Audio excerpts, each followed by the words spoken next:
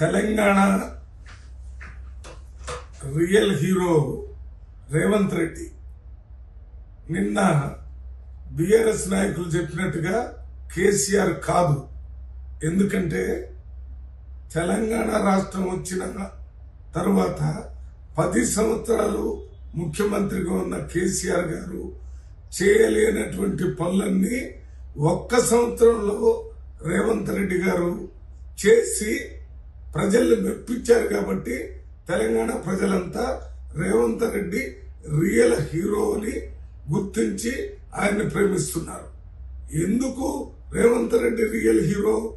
ఆయన భారతదేశం మొత్తంలో ఏ రాష్ట్రంలో జరగని విధంగా తెలంగాణ రాష్ట్రంలో 1,00,000 మంది ప్రభుత్వ అధికారులను పెట్టి తెలంగాణలో కులగణన చేసి బీసీ రిజర్వేషన్ పెంచే కార్యక్రమాన్ని తీసుకున్నాడు.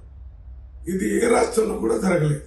అంతేకాకుండా 56 ఇంటిగ్రేటెడ్ రెసిడెన్షియల్ స్కూల్స్ కి శాంక్షన్ చేశాడు.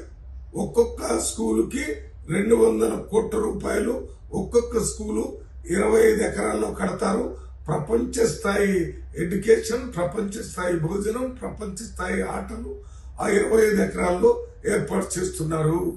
అక్కడ ఎస్సీ, ఎస్టీ, బీసీ, మైనారిటీ, పేద ఓసీ పిల్లలు కూడా ఒకే హాస్టల్లో 5వ తరగతి నుంచి ఇంటర్మీడియట్ వరకు ఉండి చదువుకొని బయటికి రావటం వల్ల మంచి సమాజాన్ని, కులానికి మతానికి అతీతమైనటువంటి విద్యార్థులను బయటికి తీసుకొచ్చి ఏర్పాటు చేశాడు.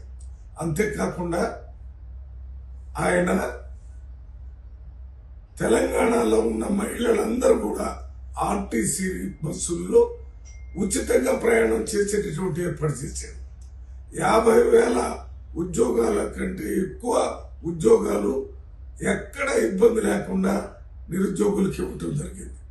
ప్రతి సంవత్సరం క్యాలెండర్ డిక్లేర్ చేసి ఉద్యోగాలను రెగ్యులర్ గా చేస్తారని ప్రకటించి అమలు చేయబోతున్నారు. ఇది కాకుండా పేద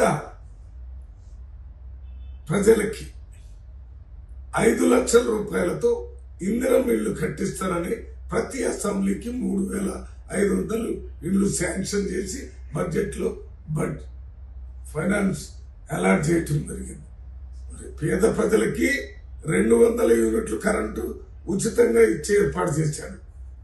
అదే రకంగా 500 రూపాయలకే గ్యాస్ సిలిండర్ పేదవాళ్ళకి ఇచ్చే ఏర్పాటు చేశాడు. పేద ప్రజల ఆరోగ్యం కోసం 10 లక్షల రూపాయలు ఆరోగ్యశ్రీలో ఏర్పాటు చేశాడు. ఇవన్నీతో పాటు రైతులకి 2 లక్షల రూపాయలు అప్పు మాఫీ చేశాడు. రైతు భరోసా కింద ఎకరానికి 12,000 రూపాయలు ఇస్తున్నాడు.